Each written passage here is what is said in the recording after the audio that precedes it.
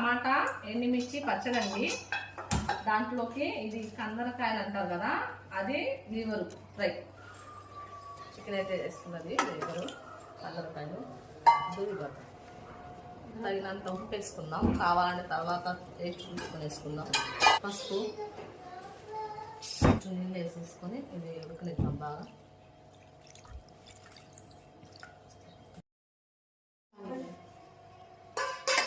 ఇదైతే ఎండుమిర్చికి అయితే నూనె తీసుకున్నానండి, కొంచెం వేసుకుందాం వేపుకుంటానికి. సిమ్లో పెట్టుకొని వేపుకోవాలి, అవి తొందరగా కాలిపోతాయి ఎండుమిర్చి అనేది.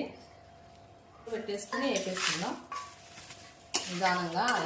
ఏదైనా టైం పడుతుంది, మరి మంట ఎక్కువ పెట్టేస్తే నల్లగా అయిపోతాయి.